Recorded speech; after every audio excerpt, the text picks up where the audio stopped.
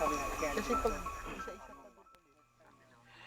Magandang umaga, tanghali, gabi o kung anumang oras nyo pinapanood ang video na to mga kap. Sa pagkakataong ito mga kap, makakasama natin ang mga Bulacan Spirit Questers sa pangunguna nila Kuya Rick at Sir Greg. Kasama din natin yung mga Ghost Hunters na mga taga Pampanga na sila Boss Tabs at Boss MK. Sa pagkakataon na to, samahan nyo kami na pasukin at mag-investigate sa isang abandonadong mansyon dito sa Pampanga na kung saan di umano ay may nakikitang isang malaking tao na may hila-hilang kadena na kung tawagin nila ay si Don Ramon.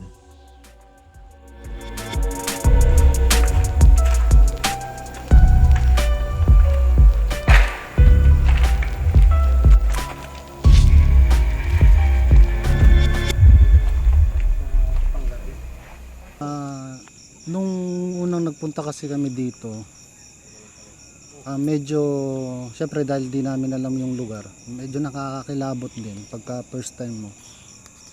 May mga naririnig kami na mga footstep at saka mga naglalarong bata dyan sa loob.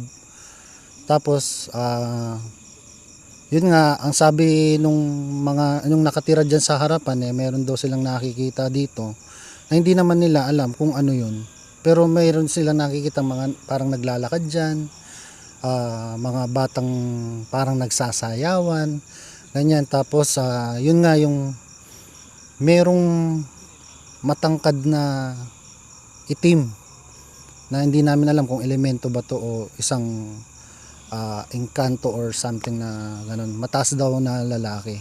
Tapos yun nga, naramdaman din namin dyan na parang meron, lalo na doon sa may second floor. nung unang pagpunta namin dito, matataas pa yung talahib. Malalaki pa yung mga halaman. Tapos, ito lang yung way papasok. Ang una kong napansin dito sa may puno. Mabigat.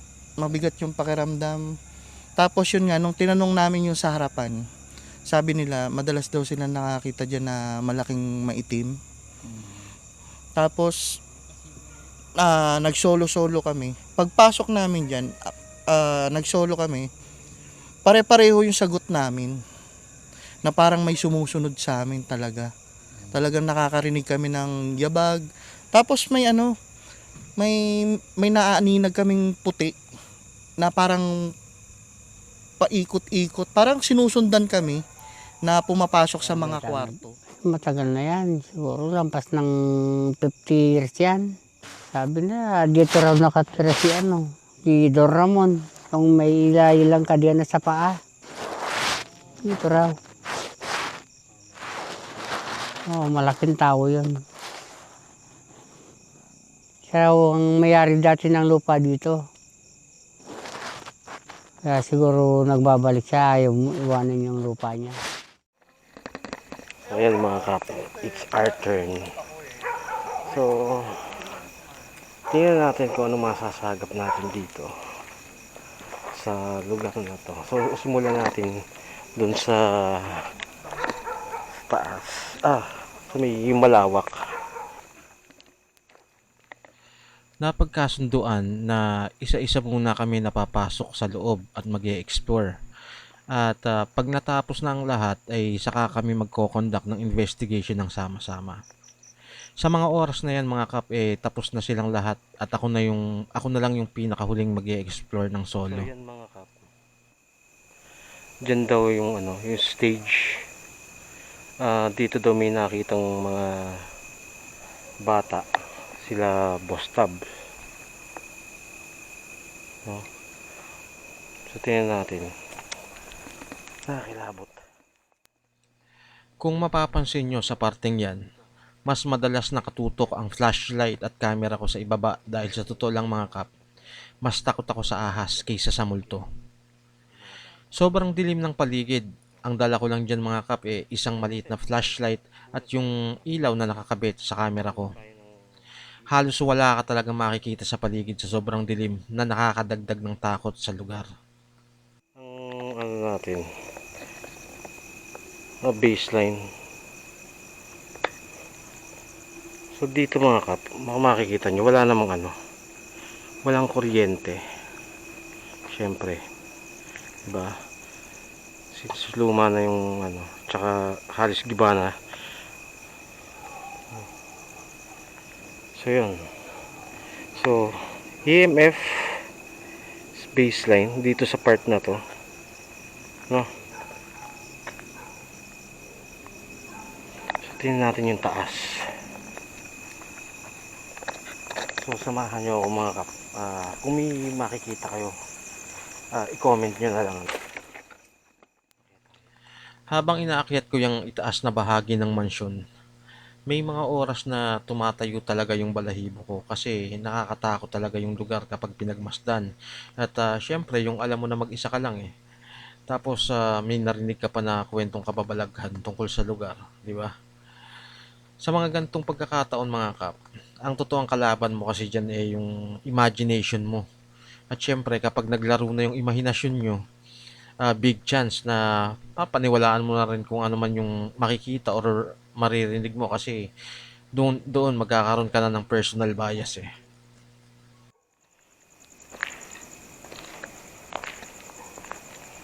So baseline, ang EMF baseline pa rin. Kung titignan niyo mga kap. So far wala namang kakaiba.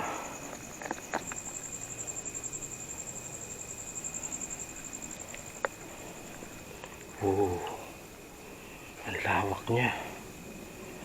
So, tingnan natin to.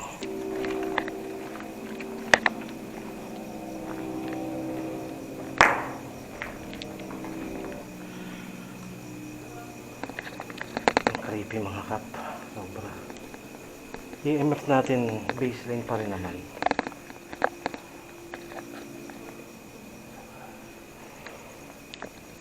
Iba ito. Malumot.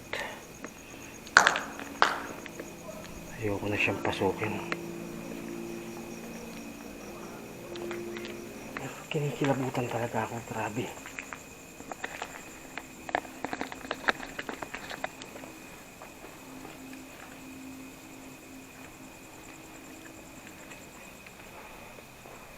Ang daming mga kwarto rito mga kap.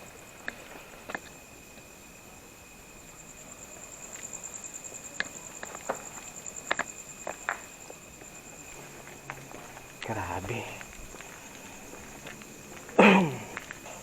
Kung titingnan natin mga kap, itong mansyon na to talaga namang malawak.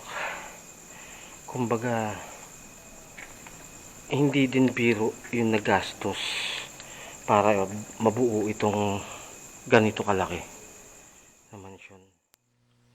Dito naman sa ibaba mga kap, mararamdaman agad yung pagbabago ng temperature, as in malamig. Siguro dahil mas kulob yung lugar at mas napapalibutan ng konkreto. Pero for some reason, mas nakakaramdam ako ng takot sa itaas kaysa dito. Baseline. Pero napakalamig. Malamig dito. Sobra.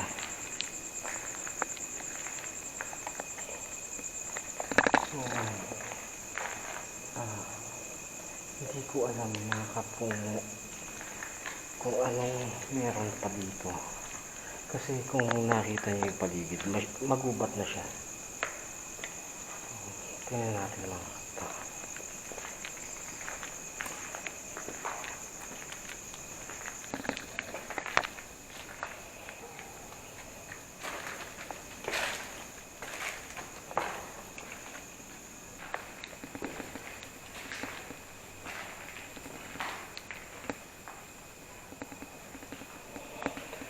Hindi ko alam kung ano ito mga kap, pero para siyang, ano ba ito, CR?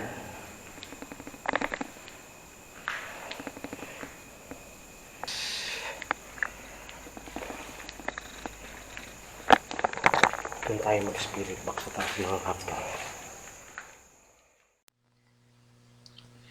Since wala naman ako masyadong naramdaman, well, creepy yung ibaba, pero sabi ko nga kanina for me mas nakakatakot yung itaas. Kaya nag-decide ako na umakyat ulit para doon subukan na mag-spirit box. Unfortunately, hindi pala ako makakapag-spirit box kasi nung chinek ko yung bulsa ko, wala pala akong dala na battery. Naiwan ko pala sa lagayan ko na nasa labas kung saan nakatambay sila Sir Bungo ng mga oras na yan. Kung may kasama po ako dito, pwede niyo po bang pailawin yan? Yung nakalapag sa may pasimano.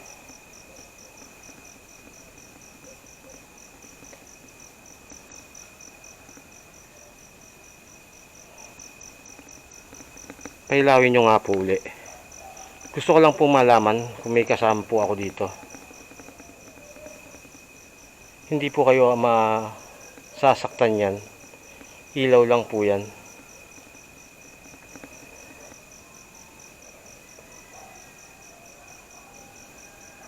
May kasama po ba ako? Pwede nyo pong pailawin yon.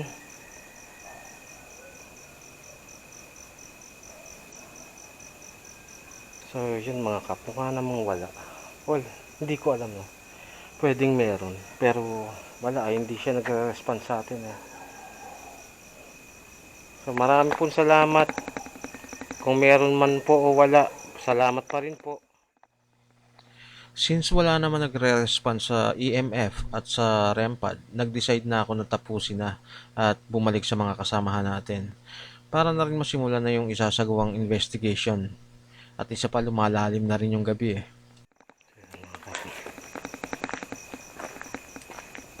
Hindi nagre-response yung EMF, yung REMPAD na nilapag natin. Spirit box, gusto ko mag-spirit box kaso hindi ako makabunot ng wala yung battery. Wala yung battery na iwan ko ata.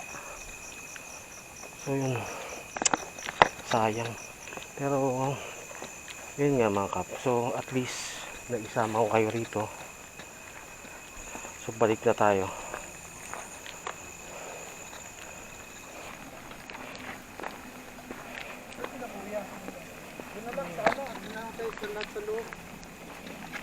Para ma...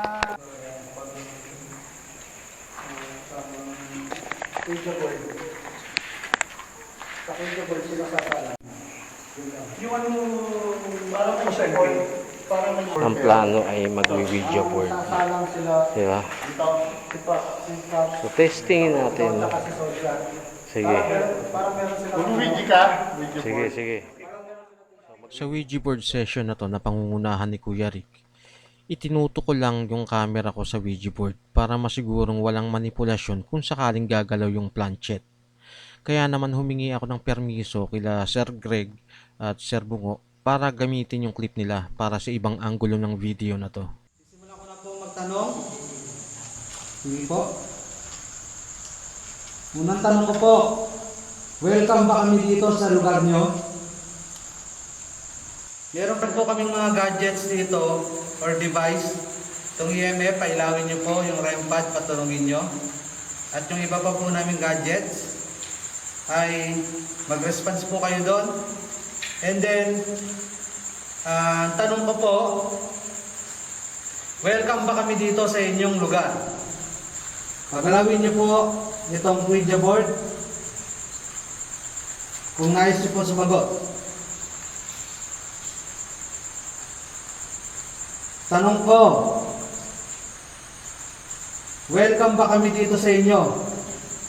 Sa lugar nyo? Welcome ba kami dito sa lugar nyo? Yung mga susunod na makikita nyo mga kap is kung ano ba yung sinasabi na compelling na response ng mga EMF. Ito yung on cue na sagot na kapag nagtanong, sakalang iilaw or magre-response yung EMF. Ulitin ko ang tanong. Galit ba kayo na nandito kami ngayon? Sige, pagalawin nyo. Nakasan nyo pa.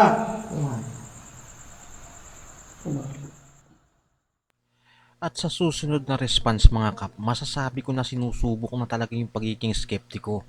Kaya mapapatingin talaga ako kay Sir Bungo. Galit ba kayo na pumunta kami dito sa inyong lugar?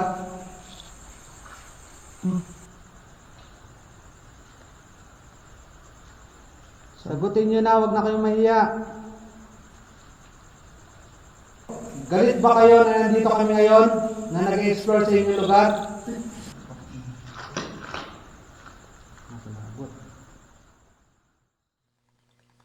Lilinawin ko lang mga kap, hindi ko sinasabi na yung pag-response ng EMF, bagamat compelling paranormal na ha.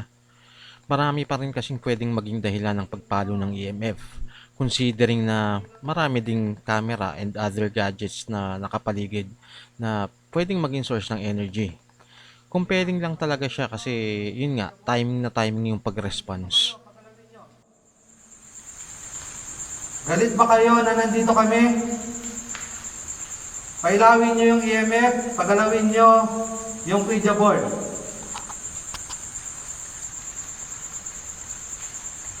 Bilis na!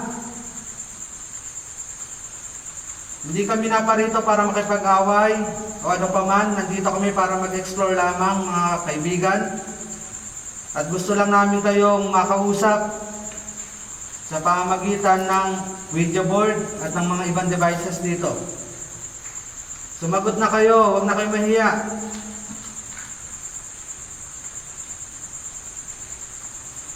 Sagot! Pagalawin nyo yung Ouija board.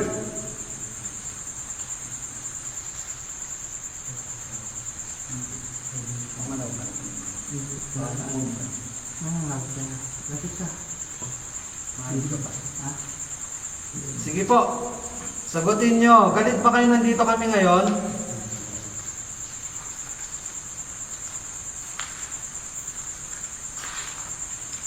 Galit ba kayo nandito kami ngayon?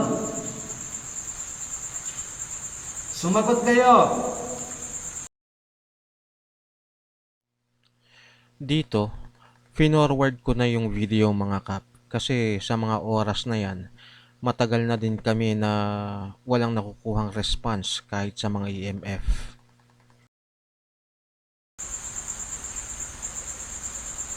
May demonic spirit bang nandito? Sagot.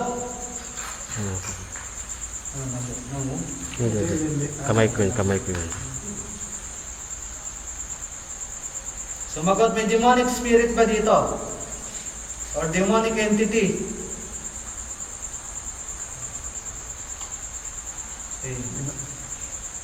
Mga elemento or elementals. Dahil wala na kaming nakukuhang maayos na response mga kap at ngalay na rin naman yung mga daliri namin, nag-decide na din si Kuya Rick na tapusin na yung Ouija board session. Hindi na rin naman kami talo sa pagkakataon na to at masasabi pa rin na maganda yung naging result ng isinagawa namin na investigation. Although hindi gumalaw yung planchette ng Ouija board, may response naman sa EMF, so hindi pa rin naman kami na zero.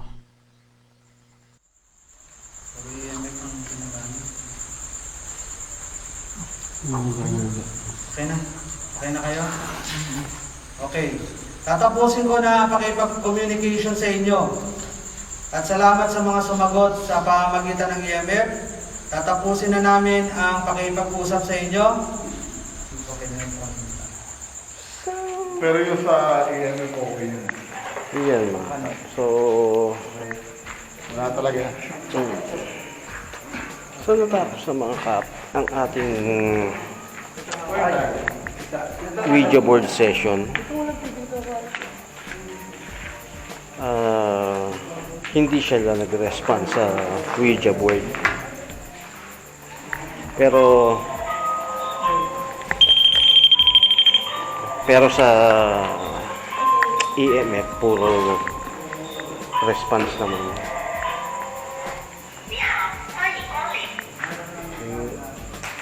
Kayo nang bahala mo kung yung legit na response talaga.